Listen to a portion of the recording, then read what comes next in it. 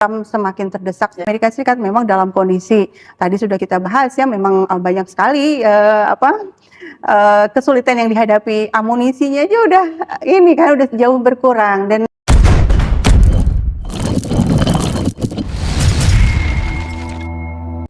halo kaum intelektual sekalian, wah gila.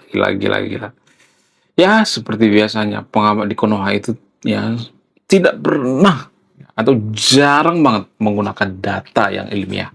Seperti di video barusan, ya seorang pengamat abal-abal bernama Bu Dina. Bu Dina ini bukan kaleng-kaleng guys, dia itu seorang dosen dari universitas ternama yaitu Unpad. Jadi ya, walaupun beliau ini berasal dari Unpad, tapi ya dia itu sangat-sangat keliru dalam memberikan pendapat. Ya, kalau saya perhatikan ya, beliau ini terlalu pro terhadap yang seiman. Sehingga tidak netral. Ya, baru-baru ini dia mengatakan Trump terdesak, Trump teraniaya, Trump sudah mulai digulingkan. Pokoknya Trump ini dikata-katain. Trump ini nggak becus ya. Trump ini orang gila. Kadang Trump dibelain, kadang juga di kata-katain ODGJ gitu ya. Kadang dikata-katain si kakek dua bangka. Pokoknya dikata-katain. Jadi pengamat di Konoha itu hanya bisa ngata-ngatain Donald Trump. Jadi gini guys, kalau Amerika yang tertekan, kenapa baru-baru ini Iran melakukan WO atau wall out? Kenapa? Why? Logika sederhana. Kalau misalnya nih ya, ini logika sederhana ya guys ya. Kalau misalnya nih ya perjanjian antara Iran dan Amerika baru-baru ini yang terjadi di Swiss, kalau itu berpihak pada Iran, mereka tidak akan WO atau wall out. Nggak mungkin ya. Itu secara logika. Ya, viral tuh ya. Pemerintah Iran itu melakukan WO atau wall out. Nah, yang jadi pertanyaan, kenapa pengamat di Konoha tidak pernah bahas seperti ini ya? Jadi pengamat di Konoha itu selalu ngata-ngatain Amerika, ngata-ngatain Israel. Di mata mereka itu Israel itu salah terus ya. Semuanya salah Israel. Kucing mati Israel yang disalahkan ya. Kemudian anaknya rewel yang disalahkan Amerika. Ya semua yang disalahkan Amerika. Ya bahkan tidak hanya itu ya, kaum intelektual yang disebut sebagai orang cerdas dari Konoha seperti Benix misalnya. Benix sekalipun sedikit-sedikit menyalahkan Amerika gitu ya. Kenapa kita sekarang ini bergantung sama gandum? Kenapa sekarang ini kita bergantung sama roti buatan Eropa gitu ya, orang luar? Oh itu karena kita dipropaganda. Oh kita itu korban ya. Kita tuh selalu merasa korban. Oh kita itu dipropaganda oleh Amerika tahun 65 sampai 69. Padahal pada faktanya setelah saya cross check itu nggak benar. Itu salah total. Yang benar itu ya ketika Indonesia mengalami yang namanya kelaparan, Amerika memberikan gandum sebagai bantuan, bukan propaganda. Artinya bantuan. Jadi kita bisa menolak dong. Tapi ya Bang Benix, pengamat abal-abal, dia juga pernah mengatakan Amerika itu takut sama Iran. Dan tidak hanya Bang Benix, ada banyak ya pengamat di Konoha itu yang jadi pengamat abal-abal ya. Di pikiran mereka itu yang menang itu adalah Iran gitu.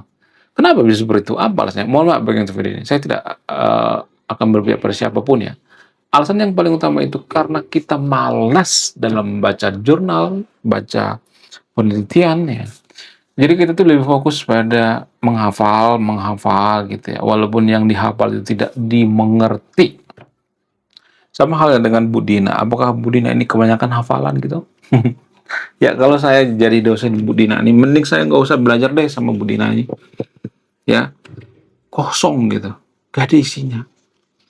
Ya, dia mengatakan Trump itu tertekan. Tertekan dari mana? Ya, apakah dia dekat dengan Trump? Enggak. Apakah dia punya kontak Trump? Enggak. Apakah dia bicara by data? Enggak. Mana datanya? Kalau dia ngomong by data, mana datanya? Coba, mana data yang mengatakan bahwa Trump itu tertekan? Gak ada. Gak ada. Jadi, ya ini yang perlu kita paham ya sebagai kaum intelektual. Biar kita itu jangan terjebak dengan opini-opini semacam ini. Walaupun seorang dosen ternyata tidak jaminan dia jujur ya, dia ngomong objektif ya, enggak. Ya, jadi ini dipengaruhi oleh apa? Ini dipengaruhi oleh seiman. Kalau Iran itu mayoritas Konghucu, kita tidak akan membela Iran kok. Enggak akan. Ya, kalau ya Israel itu berhadapan dengan negara lain, apakah kita akan mendukung negara lain? Yes. Karena apa? Karena kita punya musuh yang sama, yaitu Israel. Padahal ya, pada faktanya, ya di video sebelumnya sudah bahasnya, secara diam-diam, ternyata sepatu buatan Konoha itu diekspor ke Israel. Wow, secara diam-diam guys. Ya, banyak sebenarnya hubungan dagang antara Israel dan Amerika itu sebenarnya sudah sejak lama ya akur ya. Ya bahkan intelijen Konoha itu yang mendidik siapa? Ya mendidik Israel. Jadi kita tuh nggak bisa apa-apa. Ya, semua pergerakan kita tuh bisa dikontrol oleh agen Mossad. Kenapa bisa seperti itu? Yang melatih intelijen kita itu agen Mossad. Ya mereka tahu rahasia kita dong. Yang mereka nggak mungkin nggak tahu. Ya, jadi ya, berhentilah gitu ya ngata-ngatain Amerika, ngata-ngatain Israel ya. Bukan berarti saya membela Amerika dan Israel di sini. Saya tidak buzzer Amerika, bukan. Tapi gini ya, kalau kita selalu menyalahkan orang lain ya, setiap ada masalah. Oh, yang salah tuh Amerika. Jadi pemerintah Iran itu kesempatan ya. Mereka memanfaatkan kebencian ini untuk apa? Untuk alasan mereka menutupi kegagalan mereka. Ya, jadi itu guys ya. Kemudian kalau saya perhatikan Bu Dina ini ya, sebenarnya Bu Dina ini saya yakin beliau ini juga pernah membaca data, tapi karena datanya tidak menguntungkan bagi mereka, nggak menguntungkan bagi Iran, nggak menguntungkan bagi seiman, ya, seagama, sepengajian, segereja, ya, semasjid dan sebagainya, sehingga mereka cherry picking. Cherry picking itu ya cuma ngambil yang sesuai dengan argumentasi kita gitu ya. Ya, yang sesuai dengan pikiran kita, yang sesuai dengan pola pikir kita. Jadi secara psikologi manusia itu kecenderungan seperti itu. Kalau tidak menguntungkan baginya dan kelompoknya, biasanya mereka akan buang. Itu berdasarkan psikologi guys ya. Kenapa bisa seperti itu? Apa alasannya? Nah, kalau kita bicara dari sudut pandang antropologi, maka kita harus berbicara manusia purba. Walaupun banyak orang Konoha tidak percaya dengan manusia purba. Tapi secara evolusi, manusia purba itu nyata. Teori evolusi itu nyata. Apa buktinya? Manusia kan punya tulang ekor. Iya kan? Tapi kalau saya ngomong seperti itu, pasti banyak nanti yang kejang-kejang kalau jontan berjamaah. Ya, jadi sereligius-religiusnya Anda, ya, serajinnya Anda berdoa, ya, Anda tidak akan bisa menyangkal bahwa manusia itu punya tulang ekor. Tulang ekor itu sisa-sisa evolusi. Dulu manusia itu punya ekor. Ya, itu berdasarkan teori evolusi, ada datanya itu ya. Saya tidak asal mangap ya. Kalau misalnya mengatakan teori itu sebatas teori, enggak. Ya, teori itu diuji berpuluh-puluh kali gitu ya. Tidak seperti ayat kitab suci agama tertentu di Konoha. Apakah itu bisa diuji? Enggak bisa. Enggak bisa. Saya itu anak sastra. Jadi kalau saya baca kitab suci agama tertentu di Konoha itu saya bisa pusing. Kenapa saya pusing? Karena nggak berurutan. Ya, jadi ayat itu nggak berurutan dari awal sampai akhir gitu ya. Ya kemudian banyak kalimat-kalimat yang logical fallacy gitu ya. Ada banyak kalimat-kalimat yang logical fallacy dan tidak sesuai dengan sains dan sebagainya. Tapi mereka biasanya akan mengatakan, oh sesuai dengan sains kok. Ya, kenapa bisa seperti itu? Ya karena kita cherry picking ya, lagi-lagi cherry picking. Kita hanya mengambil data yang menguntungkan bagi kita. Dan ini juga dipengaruhi oleh manusia purba. Manusia purba zaman dulu itu ya ketika mereka tidak punya apa-apa, yang mereka punya itu cuman strategi bertahan hidup, ya mereka biasanya curigaan dengan kelompok lain. Ya, kenapa? Karena stok makanan. Ya kita dapat makanan itu berburu kan. Nah, kalau misalnya nih ada orang lain datang ke kita, ya kita kan curiga kan. Apa-apaan nih? Siapa lagi nih? Sehingga kita berpikir itu ancaman.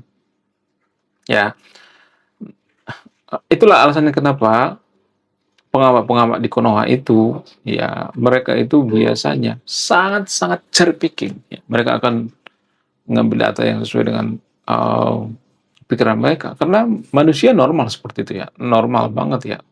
Cuman kalau jadi seorang pengamat itu, ya harus netral, nggak boleh berpihak pada agama tertentu ya, nggak boleh. Kenapa? Karena ini namanya bias gitu ya. Kita tuh punya bias guys.